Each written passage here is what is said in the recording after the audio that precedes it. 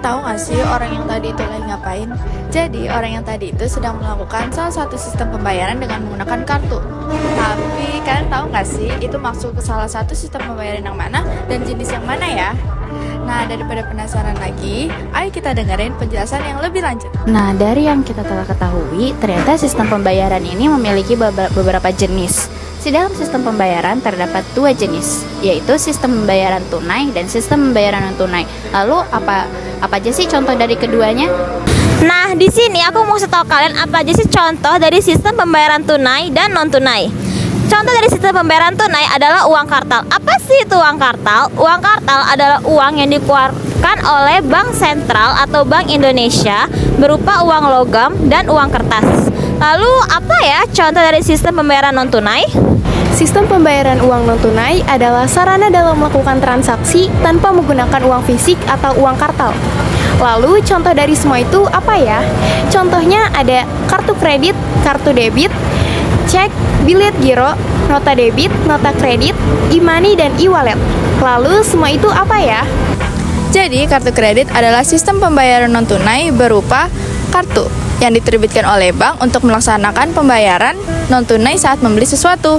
Tapi perbedaannya kartu debit sama kartu kredit apa ya? Jadi perbedaannya adalah kalau kartu kredit pembiayaannya dari bank, sedangkan kartu debit pembiayaannya dari rekening kita sendiri. Lalu apa cek dan giliat biro? Cek adalah sebuah kertas yang dikeluarkan oleh bank untuk membayar sejumlah uang kepada kreditur. Sedangkan giliat giro adalah surat berharga sebagai ganti dari uang tunai. Lalu apa sih perbedaan dari keduanya? Kalau cek itu dicairkan di bank dalam bentuk uang tunai. Sedangkan giliat biro itu tidak dapat dicairkan dalam bentuk uang tunai. Lalu apa itu nota debit dan nota kredit?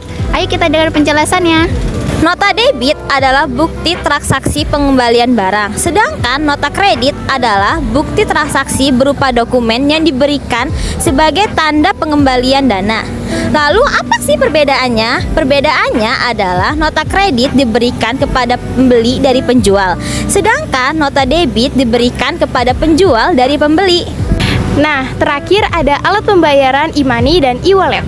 Apa sih e-money dan e-wallet itu? E-money adalah alat pembayaran yang berupa uang yang biasanya tersimpan dalam bentuk kartu dengan sebuah chip di dalamnya. Sedangkan e-wallet adalah alat pembayaran dengan aplikasi transaksi keuangan dan aplikasi dompet digital dan dapat diakses dalam perangkat mobile.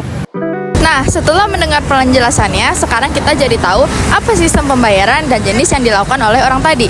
Jadi, dia sedang melakukan sistem pembayaran non-tunai berbasis chip atau kartu yang disebut e-money. Nah, sekarang kita akan cari tahu tentang sejarah uang. Ayo ikutin kita.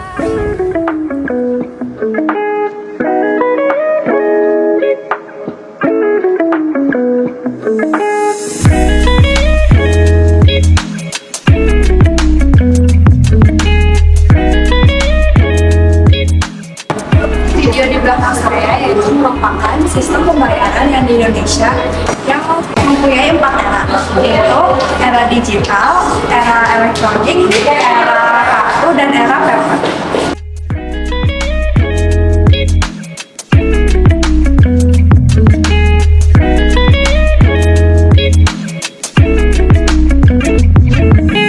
Di sini ada Marco Polo dari Italia.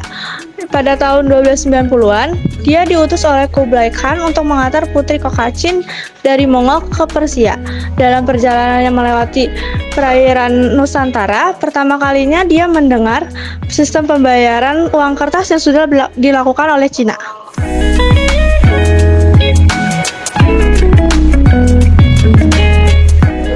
Nah, jadi Gubernur Jenderal Van Dijk mendirikan Bank Indonesia Bank ini berdasarkan resolusi 20 Agustus 1746. Bank ini sulit berkembang karena pengurusnya tak paham perdagangan.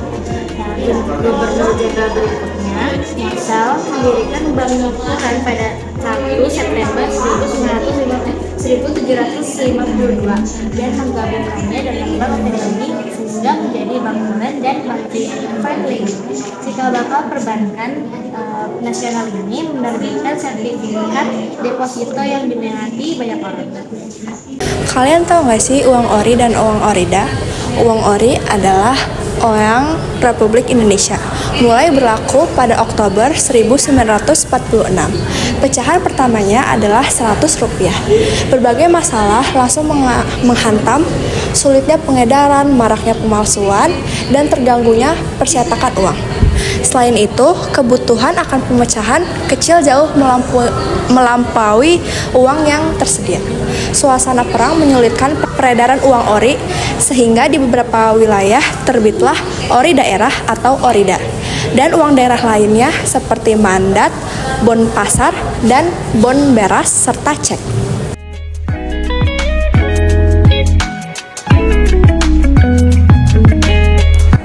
Nah, guys, di sini ada mesin pencetak ori. Uang ori. Ya, ori, guys.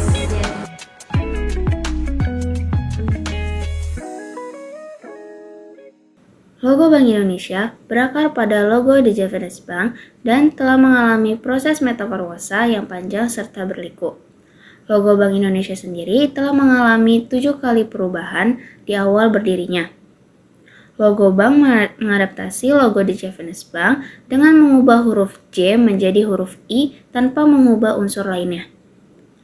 Logo The Japanese Bank yang ditampilkan sampai pada tahun 1980-an bukanlah logo resmi, melainkan logo-logo yang muncul pada uang-uang terbitan The Japanese Bank.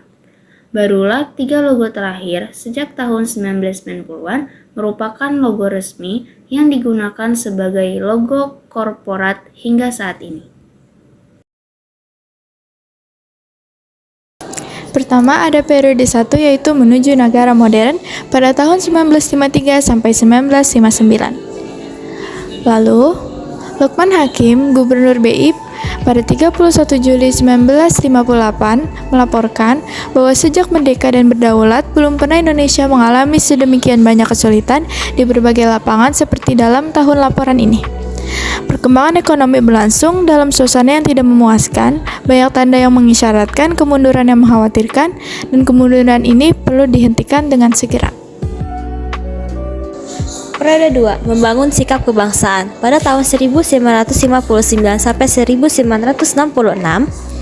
pada tahun 1960 sampai 1965 merupakan suatu periode di mana pemerintahan negara dilandaskan kepada manifesto politik. Dalam masa tersebut, seluruh perekonomian yang diatur dalam rangkaian ekonomi terpimpin dan demokrasi terpimpin yang akhirnya menjurus ke arah etatisme di mana negara makin lama makin banyak turut campur dalam segala kehidupan ekonomi. Periode 3. Periode 3 yaitu ekonomi sebagai haluan negara 1966 sampai 1983. Seperti telah diperkirakan semula, devaluasi memberikan pengaruh yang lebih langsung pada barang-barang ekspor non-tradisional, khususnya hasil industri dan kerajinan. Nilai ekspor barang-barang tersebut melonjak seiring naiknya harga barang-barang ekspor di pasar dunia. Perkembangan ini menghasilkan kelebihan neraca pembayaran yang jauh lebih besar dibanding periode sebelumnya. Periode 4, globalisasi ekonomi, hilangnya batas negara pada tahun 1983 sampai 1997. Tumpuan harapan untuk menggerakkan perekonomian Indonesia dalam tahun 1980-an ini adalah sektor non-migas dalam pengertian yang luas. Sektor anggaran maupun pinjaman lunak luar negeri kurang bisa diharapkan, sehingga satu-satunya harapan yang perlu dilakukan adalah sektor masyarakat atau swasta.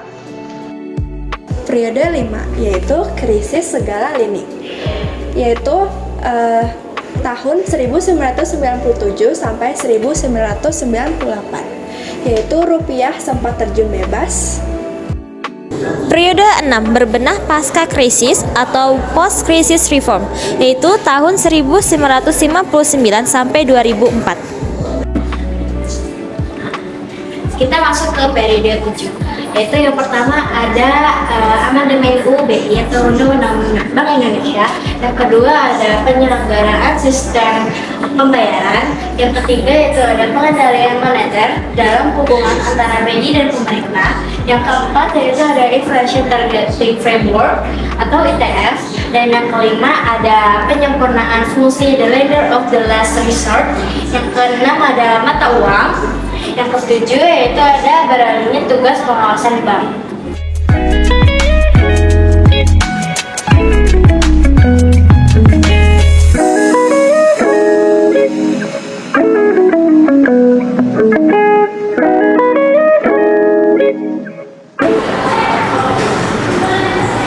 Yang selanjutnya dari tahun 1905 sampai 2013 di sini ada mencari berkah melalui bank syariah.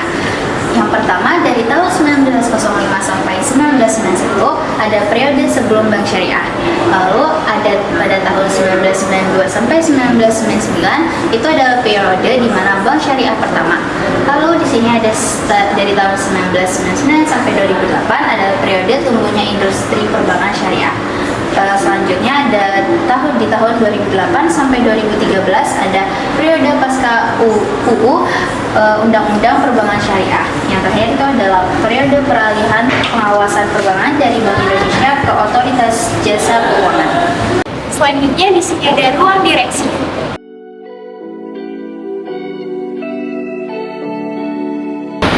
Setelah ruang direksi, kita akan memasuki ruangan sang pemimpin.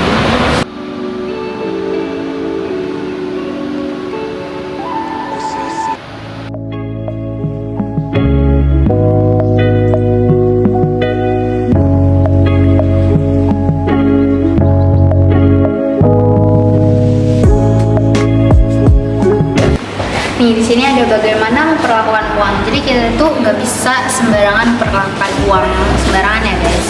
Jadi di sini tuh pertama ada simpan dan perlakukan uang secara benar pada tempatnya.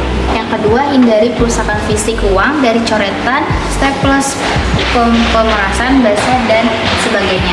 Lalu yang ketiga itu ada tukarkan uang lusuh, rusak, terbakar sebagian atau cetak ke Bank Indonesia.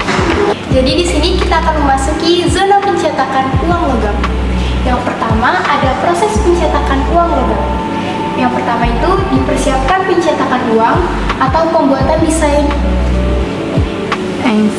Lalu yang kedua di sini ada pelaksanaan pencetakan uang logam. Nah, yang ketiga di sini ada penyelesaian pencetakan uang logam. Ini gambarnya ya. Nah, setelah itu ada penerimaan uang hasil cetak.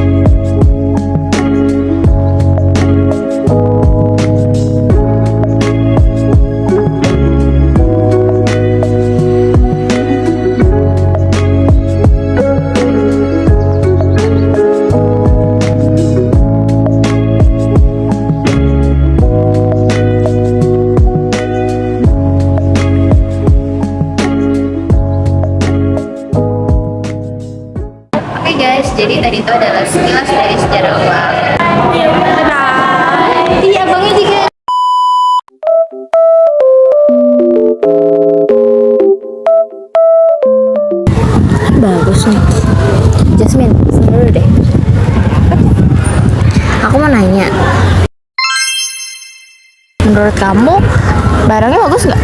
Bagus sih barangnya menurutku. Tuh kan bagus, aku pengen banget deh beli barangnya. Ya udah kamu beli aja, Cak. Tapi Shopee Pay aku lagi habis, Min. Alah, kan kamu bisa pakai metode COD. COD itu kepanjangan dari apa? COD itu kepanjangan dari cash on delivery. Nanti barang yang kamu pesan bakal datang langsung ke rumah, terus nanti kamu bayarnya di rumah. Oh gitu ya. Terus kalau COD itu bisa berlaku di semua toko nggak? Nggak, Cak. COD itu baru ada di beberapa toko aja. Oh gitu ya, Min. Aku baru tahu deh, ternyata sekarang kita bisa bayar di tempat gitu.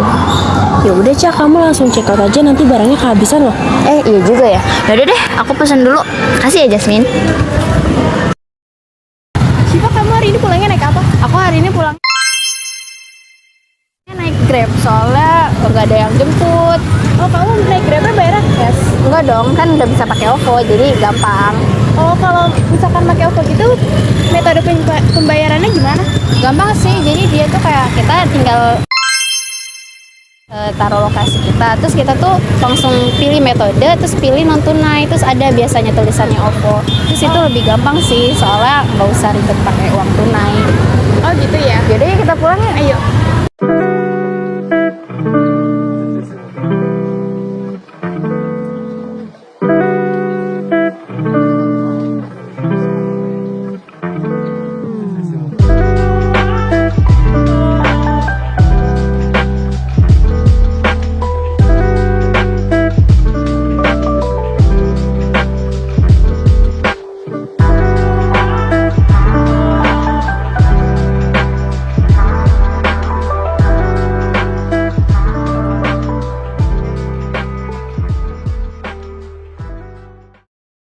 Jadi beberapa kegiatan dalam video tadi adalah proses pembayaran dalam sistem pembayaran tunai dan non-tunai. Salah satunya adalah sistem pembayaran COD dan e-wallet.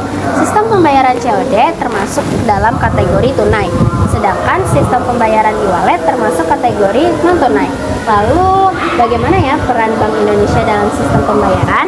Nah, peran Bank Indonesia dalam sistem pembayaran sangat krusial karena seluruh prosesnya harus ditetapkan oleh Bank Indonesia. Jadi, peran Bank Indonesia yaitu sebagai regulator, fasilitator pengembangan, pemberian izin, serta mengurangi resiko sistem pembayaran lembaga penyelenggaraan. Nah, jadi kan udah tahu kan apa aja sih peran sistem pembayaran dalam Bank Indonesia? Nah, yang perlu kalian ketahui sekarang adalah bagaimana cara membedakan uang palsu dan uang asli. Kalian bisa menerapkan 3D. Apa saja yaitu? Yang pertama dilihat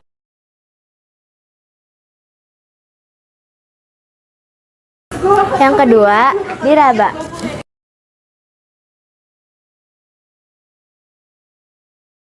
Yang ketiga, di Terawang.